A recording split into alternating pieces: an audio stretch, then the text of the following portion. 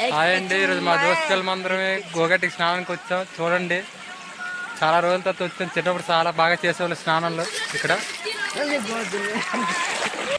చిన్నప్పటి నుంచి ఇక్కడే మా ఫ్రెండ్స్తో కలిసి స్నానాలు చేసేవాళ్ళమండి. ఏ పండుగ వచ్చినా, ఉగాది వచ్చినా, శివరాత్రి వచ్చినా, సంక్రాంతి వచ్చినా, ఏది వచ్చినా ఇక్కడికే వచ్చేవాళ్ళం. చాలా సరదాగా ఉండేది ఇక్కడ. ఏదేమైనా గడిచిపోయిన రోజులే చాలా మంచివండి. ఎందుకంటే ఆ మధుర జ్ఞాపకాలు చాలా చాలా ఆనందంగా ఉంటాయి. చాలా మంచి ఫీలింగ్ని ఇచ్చేవి. కాకపోతే ఇప్పుడు పెద్దవాళ్ళం అయిపోయాం. ఇప్పుడు స్నేహితులు ఎక్కడెక్కడో ఉంటున్నారు, ఎక్కడెక్కడో సెటిల్ అయ్యారు. చిన్నప్పుడైతే అందరం కలిసిమెలిసి ఉండేవాళ్ళం అండి. అప్పుడు ఎటువంటి కోపం ఇవేమి ఉండేవి కాదు. అంతా సరదాగా ఉండేది. చిన్నప్పుడు అందరం కలిసి పొలాలు కాసి వచ్చి గోగడ్డిలోనే స్నానం చేసేవాళ్ళం. ఇది గోగడ్డి అని అంటారండి, ఎందుకంటే ఇది శ్రీకృష్ణుడు గోవుల కోసం తయారు చేసిన వాగనిసి మా ఊరోళ్ళందరూ చెప్తారు.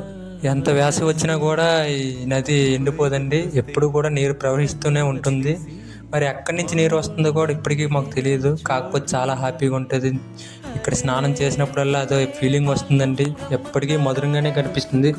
ఎప్పుడు శివరాత్రి వచ్చినా శ్రీరాముల వారిని వాళ్ళని ఇక్కడికే తీసుకొచ్చాము. ఉగాది వచ్చినా ఇక్కడే అందరం కలిసి ఊరు వాళ్ళందరం కలిసి ప్రసాదం తయారు చేసుకుని తినేవాళ్ళమండి. ఏది ఏమైనా గడిచిపోయిన రోజులే చాలా మంచివండి. అప్పుడే అంతా హ్యాపీగా ఉండేది. ఇప్పుడు అంతా బిజీ లైఫ్లో అయిపోయి బిజీ జీవితాలుగా గడుపుతున్నాం అందరం. చాలా సాడ్గా ఉంది జీవితం. అప్పుడేనండి ఏదైనా ఆ రోజులు మళ్ళీ రావండి. మనిషి జీవితంలో అత్యంత విలువైన కాలం ఏదంటే నాకు తెలిసి బాల్యమేనండి.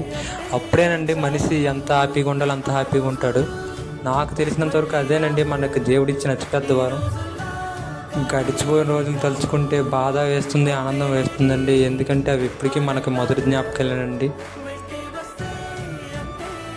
వేసవి వచ్చిందంటే చాలు పొలాల మీద గొర్రెల కాపర్లు కూడా వస్తారు. ఎందుకంటే వీటితో మంద ఆయించుతారండి.